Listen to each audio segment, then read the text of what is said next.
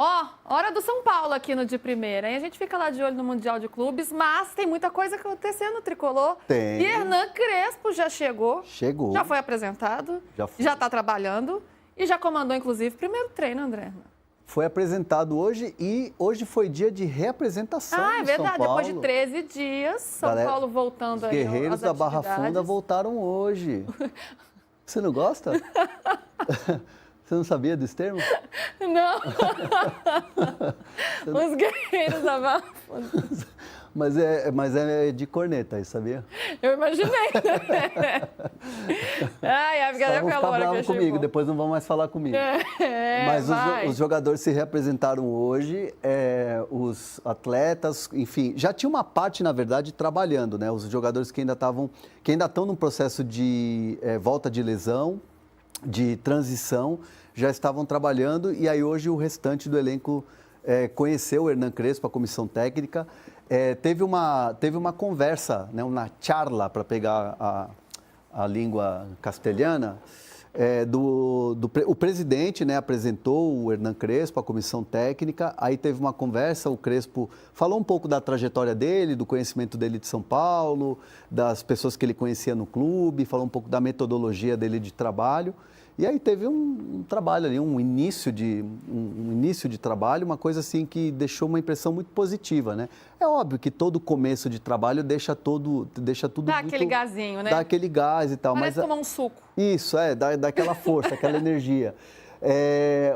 Assim, as primeiras impressões de quem está conhecendo o Crespo agora, de quem está conhecendo a comissão técnica, são muito positivas, porque é aquilo que a gente vinha falando e que o próprio Crespo falou na apresentação dele. O cara está com muita vontade. Então, assim, a galera, por exemplo, de DM, de refis, de preparação física, funcionários e tal, que não conheciam o Crespo, falou, pô, esse cara está aqui com muita vontade, o cara parece que chegou aqui, parece que está na Disneylândia, aqui o cara quer fazer tudo, opa, vamos lá, vamos aqui, sabe? Então, assim, viram um cara com muita vontade de querer fazer logo as coisas. Sabe aquela coisa, parece que tem jogo amanhã, então ele já quer preparar o time, já quer fazer as coisas, já conversando com os jogadores, claro, voltam num ritmo muito ainda assim, faz a parte física, vai no refis ali fazer uma bicicleta, uma parte física, uma musculação, e o Crespo ali, ó, do lado dos caras ali na bike ergométrica ali fazendo uma musculação, e ele ali conversando com os jogadores e tal. Então, assim, isso foi visto de uma maneira assim muito positiva. O cara tá com muita vontade de fato. E o legal também de trazer de bastidor, que eu apurei, é uma atualização do DM. Dos jogadores machucados, né, que estavam lesionados. Me disseram que o Marcos Antônio e o Oscar já estão prontos para serem escalados. Se tivesse jogo amanhã, Marcos Antônio e Oscar no time titular, pode escalar. Olha, boa notícia, hein, pode gente? Escalar. Finalmente. E o Oscar fez um exame de imagem e a lesão muscular que ele tinha, que ele teve uma relesão, que machucou no mesmo lugar, só para recapitular, ele teve a lesão num jogo treino, aí depois ele foi no primeiro jogo da Libertadores contra o Tadieres, era para ele ter ficado no vestiário no intervalo, aí ele ficou mais um tempo, forçou, estourou. Aí ele teve que parar para tratar, e aí ele perdeu muitos jogos. Então, assim, ele parou, tratou e já está cicatrizada a lesão. Ele fez um exame que mostrou que está totalmente cicatrizado. Então, assim, o Oscar já está voando pronto para quarta e domingo. Quarta e domingo. Já foi colocado a força física. Mas será que ele já volta nessa intensidade toda aí? Já volta nessa intensidade. Agora é ritmo de jogo. Está pronto. Ele está zerinho. Opa. Motor está zero, vamos dizer assim. Então, Oscar e Marcos Antônio estão aptos, prontos para escalar. A questão do Lucas ainda requer mais uma semana. Eita! Porque a questão dele não é óssea, a questão dele não é na cápsula do joelho. Então, assim, o Lucas quer voltar 100% seguro.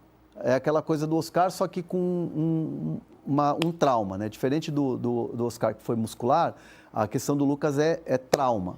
Então, assim, a pancada, ele quer voltar sem sentir nada de dor. Porque o Lucas, quando voltou, ele voltou ainda sentindo um pouquinho de dor, mas vamos lá que vamos jogar, o importante ele é deu jogar. aquela entrevista, né? Ele falou, em 2 semanas eu volto. 10 dias. Era uma expectativa que não se E aí, confirmou. quando ele voltou, ele sentia muita dor. E aí ele decidiu, então, parar, porque de fato não estava mais rolando. No treinamento sentia dor, não estava rolando.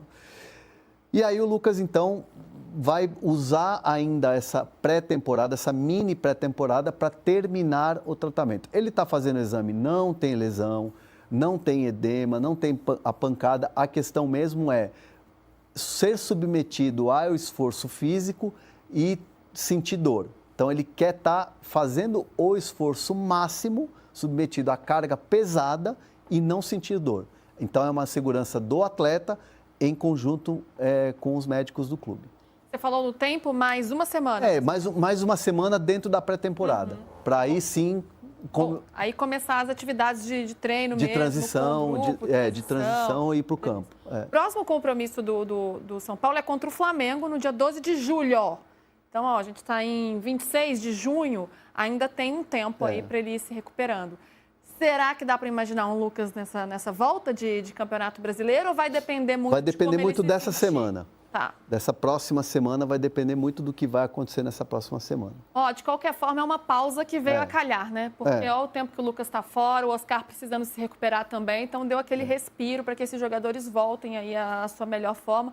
Uma lesão, né? Na verdade, essa pancada que o Lucas sofreu, que se estendeu mais do que se imaginava, do que ele mesmo imaginava. Inclusive, ele já declarou isso. Mas é legal quando chega técnico novo, né? Dá aquele gás, up nos jogadores, todo mundo rendendo. Se você tiver o Lucas no campo, nesse período da intertemporada, da mini pré-temporada, aí você fica só com o Caleri no DM. Porque aí é uma lesão mais grave. Não volta a temporada. São 2 meses que ele já está fora. Provavelmente não volta na temporada. Então, tem o Luiz Gustavo, que está já no campo treinando, né, trabalhando já. E ele está bem? Tá. Ele está, assim, confiante, seguro? Já claro, sendo observado. Cumprindo um cronograma bem restrito ali e tal, vai voltar seguro, mas já está no campo.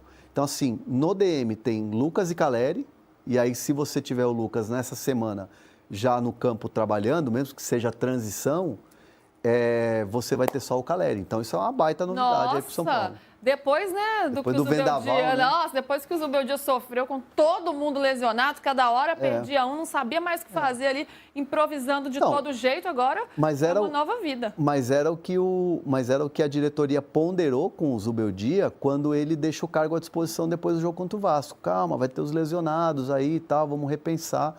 Mas aí, enfim, já era fim de ciclo mesmo. Enfim, passou, né? Agora o São Paulo vai escrevendo aí uma nova página com o Hernan Crespo no comando. O PVC, né? A gente sabe como o Zubeldia, né, teve dificuldades aí com todos esses lesionados. O Crespo, a gente espera que tenha uma vida mais tranquila com essas peças à disposição. O elenco do São Paulo, que já não é tão numeroso, pelo menos quem ele tem, que ele possa utilizar.